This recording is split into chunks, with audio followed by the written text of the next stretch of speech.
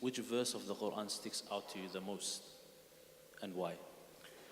Okay, which verse of the Quran sticks out for me the most? Actually, like I said, and like I would always say, every time I'm asked about favorite verses, or every time you read the Quran, there are different verses that actually stick out because of the problems you may be going through or the situation you may be facing at that particular time.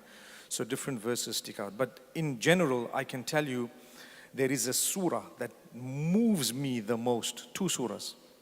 Short ones. One is Al-Duha and the other one is Surah Al-Sharh. وَالضُّحَى وَاللَّيْلِ إِذَا سَجَى مَا وَدَّعَكَ رَبُّكَ وَمَا قَلَى. That verse itself, مَا وَدَّعَكَ رَبُّكَ وَمَا قَلَى وَلَلْآخِرَةُ خَيْرٌ لَكَ مِنَ الْأُولَى وَلَسَوْفَ يُعْطِيكَ رَبُّكَ فَتَرْضَى. So the two verses, مَا وَدَّعَكَ رَبُّكَ وَمَا قَلَى and وَلَسَوْفَ يُعْطِيكَ رَبُّكَ فَتَرْضَى. They stick out the most for me. They impact upon me. They make me ponder deeply every time I read them.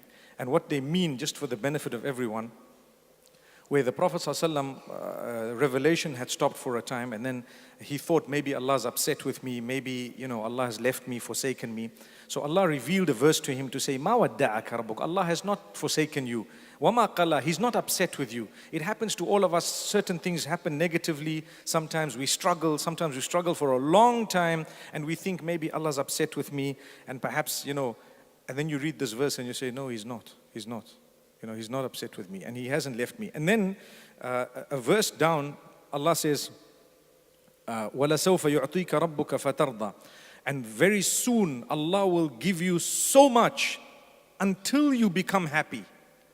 So you might not have it right now and you will get it. So sometimes we want something, we look forward to things and they don't come our way. And Allah says, hang on, it's going to come.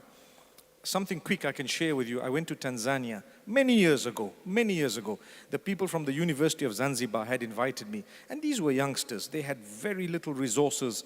And I had traveled from Zimbabwe to Kenya. And when I spoke to them, and then they had a vote of thanks after the 2 days or 3 days.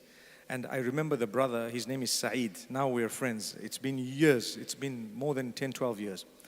And he just said, we have something to offer you. And that is a verse of the Quran. And I'm thinking, when you have a vote of thanks, people come and give you a plaque, they give you a gift, they give you something, they'll give you something that you can take back home.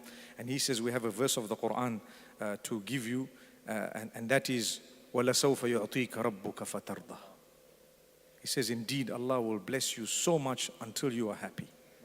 And that was the first time in my life that a different meaning, a different, part of that verse dawned on me, and it stuck with me ever since, and it's really moved me.